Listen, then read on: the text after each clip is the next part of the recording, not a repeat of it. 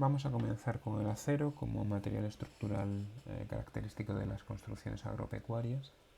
Analizando sus propiedades, las bases de cálculo, nos pararemos especialmente en la parte del pandeo y la aplicación normativa a dichas estructuras. En la parte de seminarios y prácticas desarrollaremos el cálculo de pórticos, cerchas y estructuras, junto con la generación de documentos de obra. Estas cuatro partes se desarrollarán de forma manual y también a través del programa Metal 3D de CIPE, cuyos vídeos explicativos se pueden encontrar en mi blog y están subidos en sus correspondientes canales, como bien sabéis.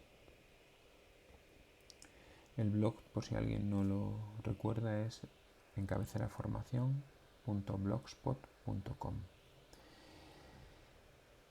Bueno, el acero vamos a ir viendo sus diferentes propiedades, las características que se tienen que utilizar para el cálculo y cómo se establece este cálculo a partir de los estados límites últimos y los estados límites de servicio. Después miraremos de forma somera en las uniones, estados de fatiga, su ejecución, tolerancias, el control de calidad y la inspección y mantenimiento.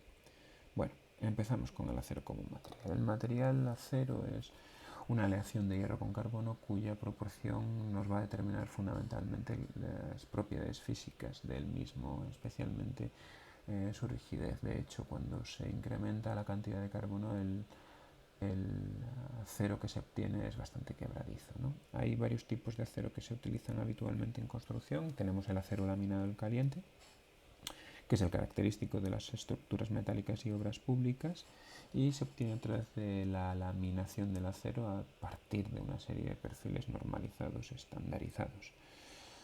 El acero corrugado es otra forma en la que encontramos habitualmente el acero y se trata de una serie de barras de diámetro estandarizado también que tienen unas corrugas, unos resaltos que permiten la mejora de la adherencia con el hormigón, que es el material con el que se va a utilizar. Con lo que obtenemos un material hormigón armado que tiene un comportamiento mucho mejor que el hormigón, que solo es bueno en principio en compresión. Y al aportarle el acero corrugado obtenemos una mejora de su comportamiento en flexión. Después tenemos el acero conformado en frío, que es el que se utiliza para perfiles normalmente de acero laminado y que se deforman para conseguir una configuración geométrica apropiada. Lo siguiente que tenemos que saber es cómo se nombra este material. Este material tiene una designación con la letra S y a continuación de ella el valor mínimo del límite elástico medido en megapascales. Recordad que un megapascal es un newton por milímetro cuadrado. De esta manera, tal y como podéis ver aquí, una designación de un material característico de una resistencia en límite elástico de 355, aquí lo tenéis, en megapascales, sería acero S 355 y estos simbolitos son los símbolos adicionales que se utilizan en acero de construcción. Fundamentalmente lo que hay que saber es las características de flexión por choque, son la primera columna. En cualquier caso, lo habitual es encontrarse acero de las siguientes características: JR, que es el de construcciones de hormigón y acero ordinarias. El J0 es altas exigencias de soldabilidad y el grado J2, que tiene que tener, además de esas exigencias altas en resistencia, también resiliencia y soldabilidad. En la construcción habitualmente utilizaremos aceros S 235, 275, 355 y 450, siendo el más habitual sin lugar a dudas el 275 y ocasionalmente podemos encontrar el 235 o el 355. Y los grados de utilización son el JR, J0 y J2, habitualmente el JR. Las características mecánicas de los aceros se obtienen en la tabla 4.1 procedente de la norma UNE 10.025 y son las siguientes. Para aceros S235, aceros S235 que son estos, y en función del grado JR, J0 y J2 tenemos un límite elástico siendo, ojo, el espesor T de la chapa 235, siendo ese espesor T de la chapa menor a 16 milímetros, 275, 355 y 450 para los distintos grupos de 235S, 275S, 355S y 450S. Hay que tener en cuenta que esta tensión de límite elástico de 235, 75 y 355 e inclusive el 450 se da solo, como digo, para espesores inferiores a 16 milímetros. La resistencia, el límite elástico cambia si el espesor es mayor. Eso lo vais a entender con posterioridad porque tiene sentido, ya que cuando tienes espesores mayores, al sufrir el acero el proceso en laboratorio o incluso en obra, el proceso de deformación como consecuencia de la acción de un esfuerzo de tracción, por ejemplo, la sección de acero va reduciéndose. Si yo voy tirando, imaginad un bloque de plastilina que tenga, pues no sé, una sección equivalente a un redondo del 10, ¿no? O del 12, por ejemplo. Si yo voy tirando, se va estrechando la zona correspondiente al centro. Es decir, lo que estoy diciendo es que si yo tengo un redondo de acero o de plastilina y tiro hacia los extremos, por el centro, cuando va alargándose, se estrecha. Claro, eso afecta a su resistencia, evidentemente, al menos en esa sección. ¿Por qué? Pues porque en esa sección se ha reducido la cantidad de acero o de material que tengo, por lo tanto aquí resiste menos. ¿Vale? Esa es la tensión, insisto, en el límite elástico, que luego veremos un poquito pormenorizadamente qué es. Y después tenemos la tensión en rotura. La tensión en rotura es superior a la tensión en el límite elástico. Cuando yo estoy haciendo trabajar a una barra de acero o del material que sea y comienzo a tirar de los extremos sometiéndolo a un esfuerzo axil de tracción, el material a una fase, una pequeña fase en la que se comporta de forma elástica, tal y como vamos a ver que le pasa al acero, y luego recuperará si la deformación no es muy grande, pero no se ha roto y hemos estado trabajando a estas tensiones de límite elástico. Si seguimos tirando, llegará un momento en el que el material, su deformación, sea tal que provoque la rotura. Ese punto en el que se produce la rotura se corresponde con la denominada tensión de rotura que tenéis en la columna que he señalado en rojo. Por tanto, existe un diagrama de tensión de formación del acero, en el que aquí tenemos la tensión y aquí la deformación, que nos indica el comportamiento de este material. Vamos a analizarlo con el gráfico de la derecha. En el eje horizontal tenemos la deformación, en el eje vertical tenemos la tensión. Se puede cambiar la ubicación, la disposición de los ejes, pero lo habitual es encontrarse esta.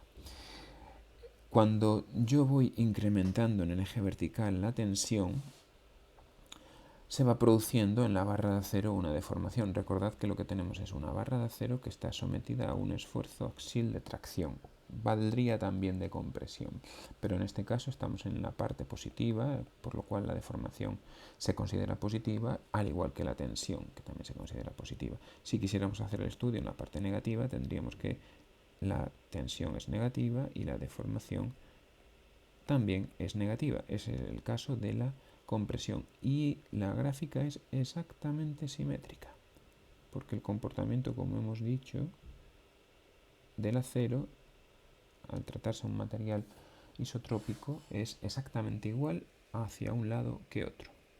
Bien, pues como iba diciendo, si yo aplico un esfuerzo de tracción, una tensión de tracción en el acero, hay una primera parte que se corresponde con la región lineal en la que la deformación, una vez que dejamos de aplicar esa tensión, se recupera, el acero recupera la forma inicial. Hay un punto a partir del cual, denominado límite de proporcionalidad, hay un punto a partir del cual esa deformación ya permanece, es remanente.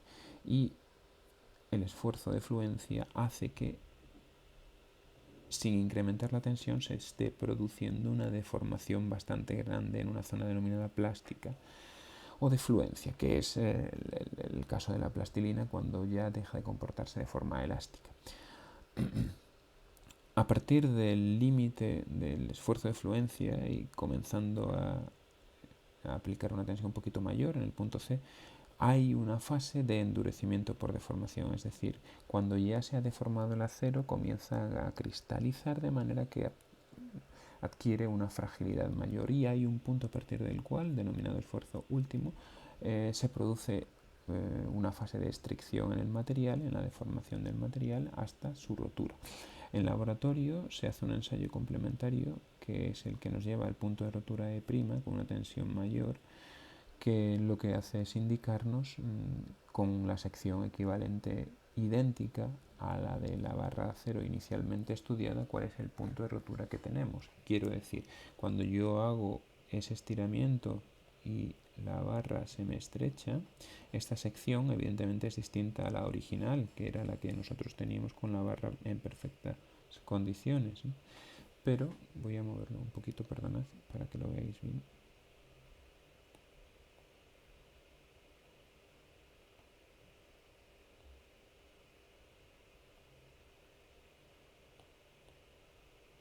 A ver, ahí está el gráfico entero. Es distinta a la sección inicial, por tanto, al ser distinta a la sección inicial, lo que nos encontramos es que en esta sección, diferente a la inicial, la resistencia es menor, tenemos menos material. Entonces, lo que se ensaya en laboratorio es dónde se produce la rotura si la sección que estamos utilizando no es la que se ha producido durante la fase de endurecimiento por deformación, sino que es la correspondiente a una sección de acero original. De ahí esas dos diferencias en el punto de fractura.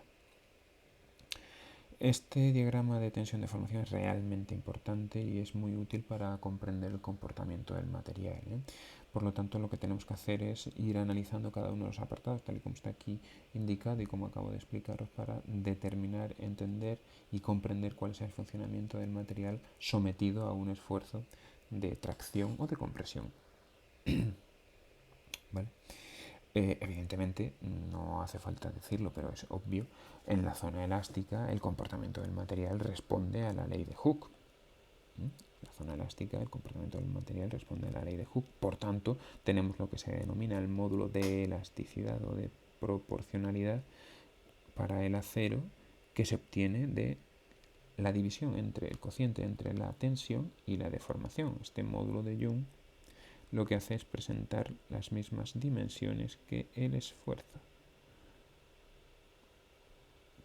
¿vale? Porque la deformación es adimensional, lógicamente, o sea, es una diferencia, ¿vale?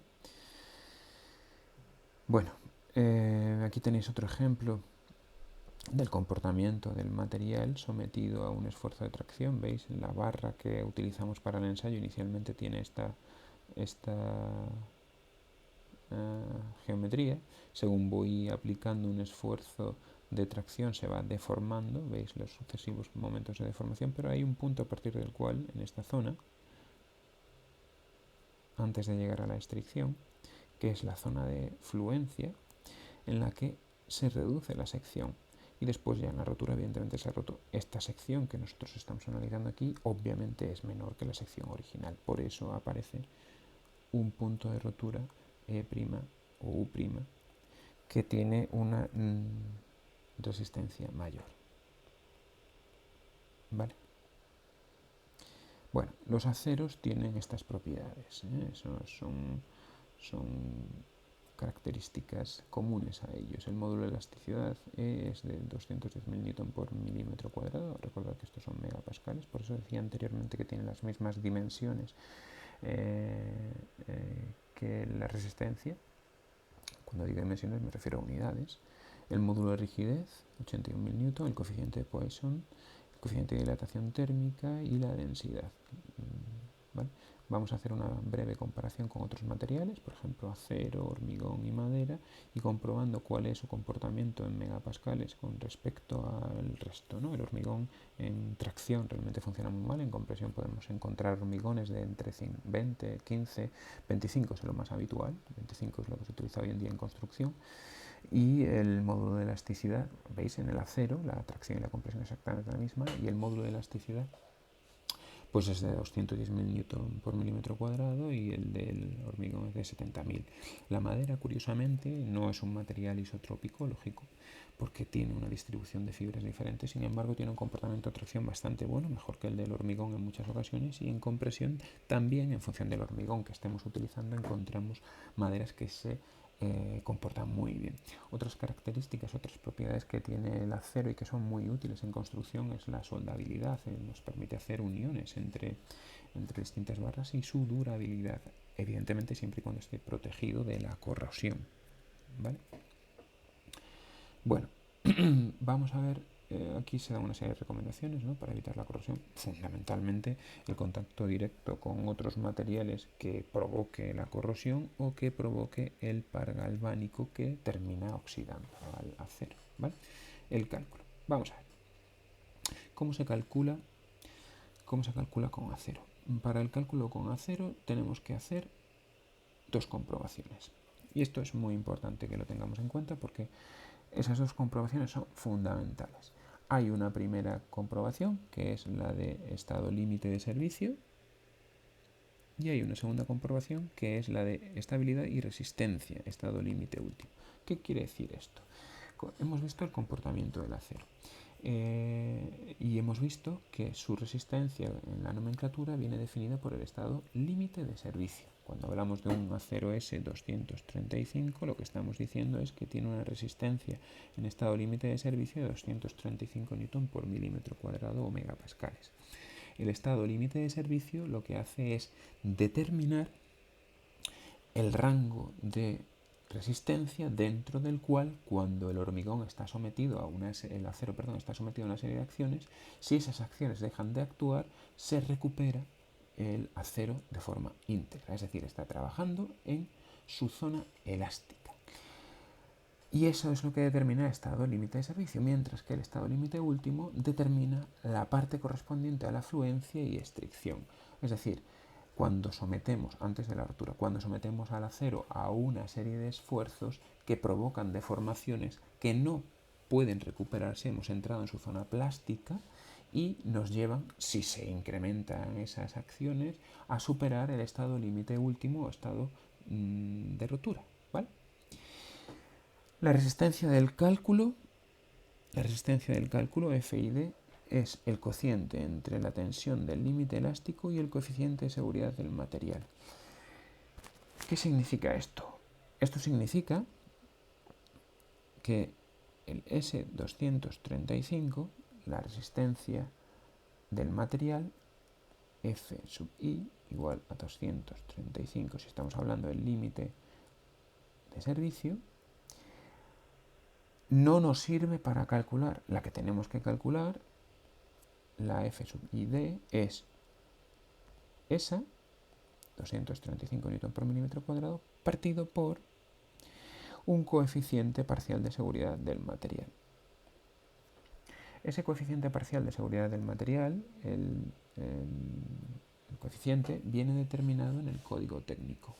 Y los coeficientes parciales de seguridad van a aplicarse en función de la situación que estemos analizando, ¿vale? Esos coeficientes que vienen establecidos en el código técnico adoptan los siguientes valores. Cuando estamos hablando de resistencia, y en estado límite de servicio, 1,25, ¿vale? El punto D es poco utilizado y de hecho nosotros prácticamente no lo vamos a ver. Los que sí que vamos a utilizar es en estado límite de servicio el 1,25 y en resistencia última del material 1,25 también, ¿vale? Estos dos coeficientes los vamos a aplicar a la resistencia de laboratorio de nuestro material, tanto en estado límite de servicio como en estado límite último, para obtener la resistencia del cálculo de F sub ID, ¿vale? Tampoco se utiliza prácticamente el coeficiente parcial de la resistencia al deslizamiento. En nuestros casos no lo vamos a ver. Bueno, F sub ID es el que se utiliza para estado límite de servicio. F sub UD es el que se va a utilizar en resistencia última. Aquí lo tenéis, ¿vale? Y gamma M2 es el coeficiente de seguridad para resistencia última, los que hemos visto anteriormente. Aquí lo tenéis, 1,25 y 1,25. Por tanto, lo habitual es que nos encontremos con que el coeficiente que vamos a aplicar siempre es 1,25, ¿vale?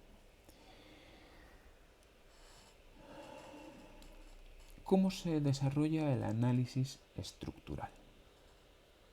Bueno, el análisis estructural se desarrolla de la siguiente manera. En primer lugar, hacemos un estudio de los efectos de las acciones. Tenemos que saber qué producen las acciones en nuestra estructura. Eso es fundamental. Si no sabemos qué es lo que está produciendo las acciones en nuestra estructura, no podremos comprobar si nuestra estructura soporta o no esas acciones, ¿vale? Después lo que hacemos es una comparación con las limitaciones que nos establece la normativa y verificamos que esas limitaciones en lo referente a resistencia y deformación o flecha son admisibles. Ese es el procedimiento que se utiliza en el análisis estructural.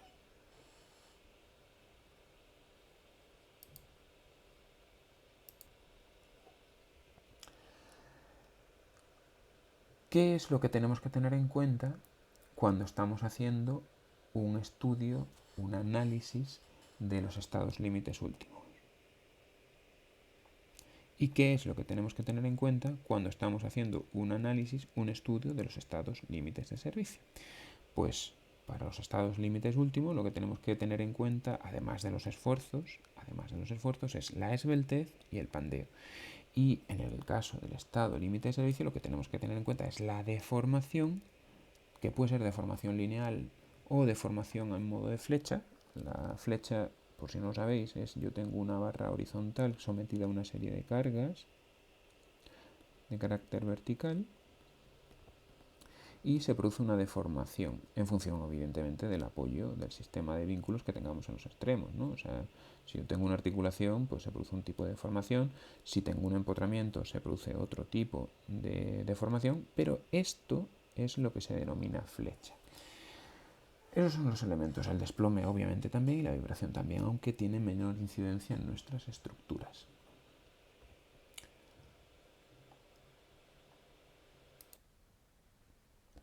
Por tanto, este es el proceso que se sigue a la hora de hacer el cálculo de una estructura de acero. En los próximos vídeos iremos desglosando el procedimiento y haremos ejemplos y también comenzaremos a explicar la parte correspondiente a cerchas, ¿vale? Todos los demás apartados los vamos a ir analizando poquito a poco en los distintos vídeos que se irán subiendo.